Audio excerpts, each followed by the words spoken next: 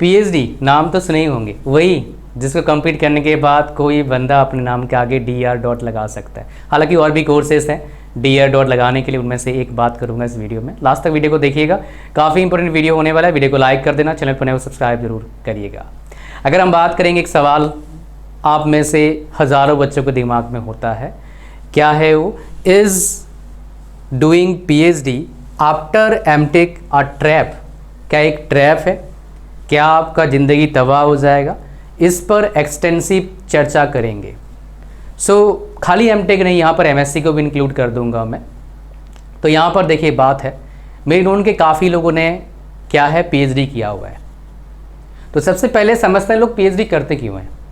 PhD in general लोग इसलिए करते हैं बिकॉज उनको MTech के बाद अच्छे अपॉर्चुनिटीज़ मिलता नहीं है और फिर वो PhD करने चले आते हैं। और ये स्मार्ट मूव हो सकता है अगर आप टाइमिंग को थोड़ा सा जज करके जाते हो, बिकॉज आफ्टर PhD आप एलिजिबल हो जाते हो बहुत सारे रिसर्च वर्क के लिए as well as teaching job के लिए। अगर किसी बच्चे को, कोई भी स्टूडेंट यहाँ पर है जो आप वीडियो देख रहे हैं, अगर आपको PhD करना है, if you want to PhD my dear, जितना जल्दी हो सके उतना जल्दी कर लो। बट एक सवाल दिमाग में ज़रूर डाल लेना, एक चीज़ ज़रूर डाल लेना कि PhD के बाद जो मेजरली आपके पास ऑप्शन रहेगा वो क्या है? आपका टीचिंग जॉब में रहेगा। R&D में जॉब्स के अपॉर्चुनिटीज़ रहते हैं, मिलता भी है, मेरे नोन काफ़ी सारे काम भी कर रहे हैं। लेकिन अगर R&D में जाना है आपको, तो आप कोशिश करें अच्छे IIT से, टॉप IIT से PhD करने की कोशिश करें। उससे क्या हो जाएगा? R&D में जॉब मिलने का चांसेस थोड़ा ज़्यादा बढ़ जाएगा, प्राइवेट हो या गवर्नमेंट ऑर्गेनाइजेशन हो। बट टीचिंग में अच्छा अपॉर्चुनिटी है, यूनिवर्सिटी में, कॉलेज में, इवन खुद के ऑर्गेनाइजेशन भी खोल सकते हो। और जिन्होंने भी PhD किया है आज तक मेरे नोन में, चाहे बड़े कॉलेज से किया है, चाहे छोटे कॉलेज से किया है, चाहे फॉरेन से किया है, चाहे 100% फॉरेन से किया है, चाहे आधा फॉरेन से आधा इंडिया से किया है, डिफरेंट कंट्रीज़ में, कोई अभी बैठा नहीं है फ्री, सारे अच्छे ही कर रहे हैं अपने लाइफ में।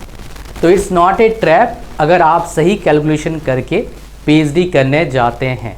लेकिन आपके अगर दिमाग में एक सवाल है, सर कोई ऑल्टरनेटिव है? PhD में काफ़ी टाइम लगता है, सच बात है। मैं आपको बताऊंगा next part of this video में कि क्या क्या चीज़ों को कंसिडर करना चाहिए before going for starting PhD।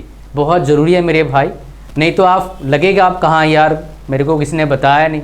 वो सब देख के आपको ख़राब भी लग सकता है, अच्छा भी लग सकता है, क्यूरियोसिटी भी पैदा हो सकता है। मेरा काम है आपको सच्चाई बताना, जो भी मेरे पास नॉलेज इन्फॉर्मेशन इतने सारे हज़ारों बंदों से मेरे पास आता है। तो इसी बात पर वीडियो को लाइक तो करना बनता है ना, इतना अमेजिंग इन्फॉर्मेशन दे रहा हूँ। तो एक कोर्स है, आप कर सकते हैं, ऑनलाइन होता है। उस कोर्स के बारे में पहले जानते हैं। आप उसको करने के बाद अपने नाम के डॉक्टर लगा सकते हो, बट उसमें एक केस है, वो भी जानना बहुत ज़रूरी है। चलो जानते हैं पहले इसके बारे में, फिर इस वीडियो में आगे बढ़ेंगे। सो गाइज़, इसका लिंक इस वीडियो के डिस्क्रिप्शन में है। जैसे ही लिंक पर आप क्लिक करते हैं वैसे आते हैं अमेजिंग प्लेटफॉर्म पर, कॉलेज विद्या। आते ही इस फॉर्म को भरना, आगे बढ़ना। फिर इनका जो AI पावर सिस्टम है आपके लिए बेस्ट कॉलेजेस और यूनिवर्सिटीज़ का इंफॉर्मेशन देगा जो DBA प्रोग्राम करवाते हैं। और इस वीडियो को बना रहा हूँ मैं इनके कोलैबोरेशन से। DBA मतलब क्या होता है? Doctor of business administration. ये डॉक्टरेट प्रोग्राम भी होता है PhD जैसा, बट प्रॉब्लम क्या है यहाँ पर? एक PhD इंडिया में वैलिड है हर गवर्नमेंट जॉब में, DBA गवर्नमेंट जॉब्स में वैलिड नहीं है। बट हाँ, आफ्टर कंप्लीटिंग द कोर्स आप अपने नाम के आगे डॉक्टर लगा सकते हो, DR. लगा सकते हो। तो अगर आप चाहते हैं ऑथोरिटी शो करना, ठीक है, डॉक्टर XYZ लगाना, तो भाई ये कोर्स आपके लिए अच्छा हो सकता है। ये कोर्स खास इंपॉर्टेंट क्यों है? बिकॉज इस कोर्स को करना काफ़ी स्मूथ है और इस कोर्स को ग्रेजुएशन के बाद भी कर सकते हो आप। ग्रेजुएशन के बाद आपके पास 3 से 5 साल प्लस का एक्सपीरियंस चाहिए। पोस्ट ग्रेजुएशन के बाद कोई एक्सपीरियंस का रिक्वायरमेंट नहीं है। एडमिशन बहुत स्मूथली हो जाता है। 3 साल का कोर्स है। जॉब करते करते, बिजनेस करते करते आप घर बैठे बाहर के यूनिवर्सिटी से डिग्री ले सकते हो 3 साल बाद। और EMI का ऑप्शन भी अवेलेबल है फीस पर। तो काफ़ी सारे ऑप्शन आपके पास आता है। As well as my dear, जो बहुत ज़्यादा इम्पॉर्टेंट है वो क्या है आपका, जो भी DBA या डॉक्टरेट प्रोग्राम करते हैं उनको चूज़ करना होता है क्या, स्पेशलाइजेशन। यहाँ पर वेरियस स्पेशलाइजेशन है, इंक्लूडिंग आप देखेंगे ई कॉमर्स है, जनरेटिव एआई है, एंटरप्रेन्योरशिप है। तो किसी भी स्पेशलाइजेशन चूज़ करके, इवन मशीन लर्निंग, ये सब किसी भी स्पेशलाइजेशन को चूज़ करके आप क्या कर सकते हैं, डीबीए प्रोग्राम कर सकते हैं। तो अगर आपको अपने नाम के डॉक्टर लगाना है स्मूथली, बिना कोई ताम झाम के, तो ये डीबीए प्रोग्राम आपके लिए काफ़ी अच्छा हो सकता है। But as I said earlier, ये गवर्नमेंट जॉब में वैलिड नहीं होता है। तो अगर आपको सिर्फ नाम के डॉक्टर लगाना है, उसमें अगर इंटरेस्ट हो तो आप इसको एक्सप्लोर जरूर करिएगा। इसका लिंक कहाँ पर है, इस वीडियो के डिस्क्रिप्शन में। अब चलिए अपने वीडियो को कंटिन्यू करते हैं आगे। क्या क्या चीज़ें आपको कंसीडर करना चाहिए बिफोर स्टार्टिंग पीएचडी, ये पूरा लिस्ट है। ये पूरा लिस्ट को जानना बहुत ज़रूरी है मेरे दोस्त, नहीं तो आपको लगेगा पहले मुझे पता होता तो सही होता। सबसे पहले हमारे पास का योर मोटिवेशन, आप पीएचडी क्यों करना चाहते हैं। पीएचडी कोई 1 साल का 2 साल का गेम नहीं है बिल्कुल भी, मिनिमम 4 से 5 साल लगेगा अगर अच्छे कॉलेज से करोगे, ज़्यादा भी खींच सकता है। तो अगर आप सेल्फ मोटिवेटेड नहीं है तो पीएचडी करते करते आपको काफ़ी ज़्यादा प्रॉब्लम, हेल्थ इश्यूज़ का प्रॉब्लम आ सकता है, मेंटल इश्यूज़ का प्रॉब्लम आ सकता है। तो क्या आप मोटिवेटेड हैं सच में पीएचडी करने के लिए, लॉन्ग टाइम देने के लिए, इन्वेस्ट करने के लिए, लॉन्ग आवर्स स्टडी करने के लिए, लॉन्ग आवर्स लाइब्रेरी में बैठ के काम करने के लिए, then this is for you. PhD में खाली रिसर्च नहीं होता है, 1-1.5 साल तक आपको पढ़ाई भी करना होता है, उसका एग्ज़ाम भी होता है। इस बात को याद करिएगा। पैसे ज़रूर मिलते हैं 37-38,000 रुपीज़ पर मंथ, लेकिन काम भी होता है, ठीक है। अच्छा, ये हो गया पहला। दूसरा, topic and research interest.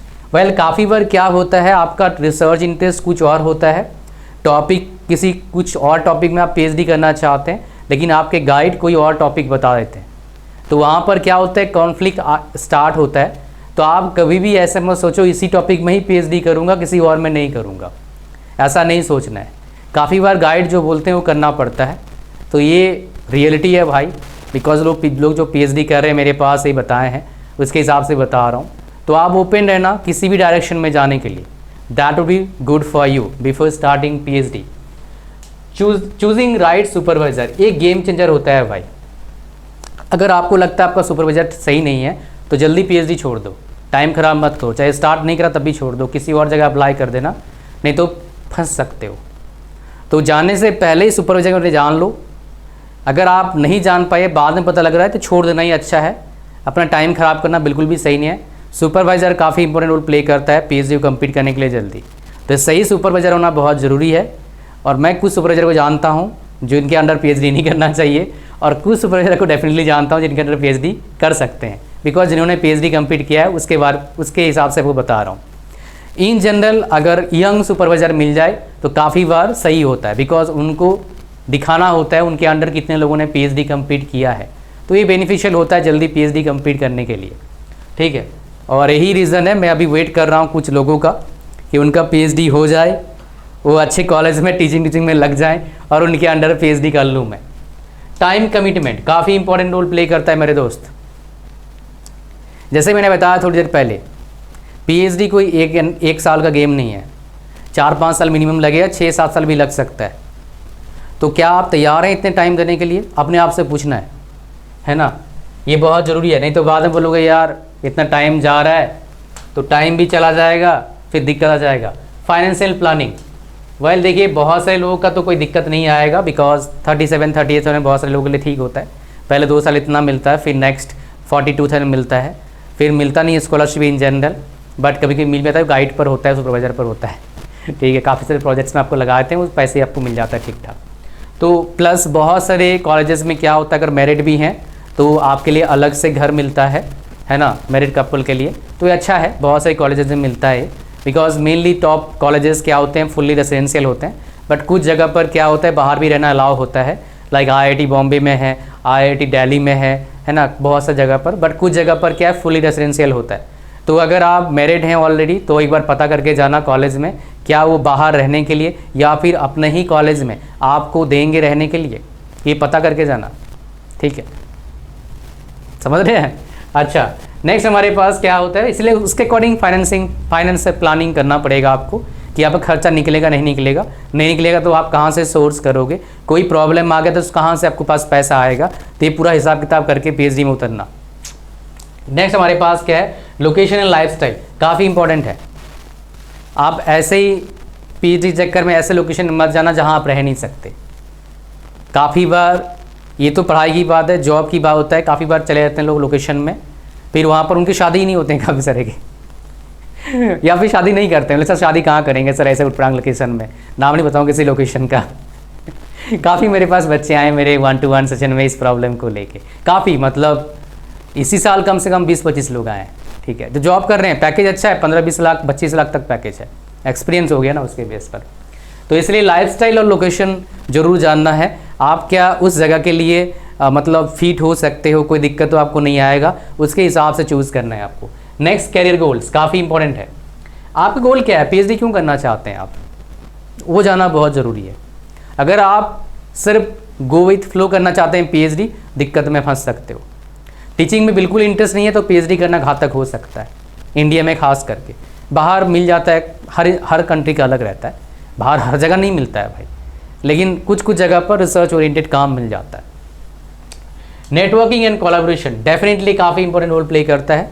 PhD करने जाते हैं तो एक कोलैबोरेशन और नेटवर्किंग अप्रोच आपके अंदर होना चाहिए, बिकॉज काफ़ी बार क्या होता है, कुछ काम ऐसे मिलते हैं जो आपको लगता है आप पर बर्डन है, लेकिन अगर आप अच्छे नेटवर्क कर लेंगे, अच्छा कोलैबोरेशन बना के रखेंगे सबके साथ, तो आपका काम अच्छा निकल सकता है, आपको बर्डन लगेगा नहीं, कई सारे काम बाईपास हो जाते हैं, फिर आपके लिए फ़ायदेमंद होता है।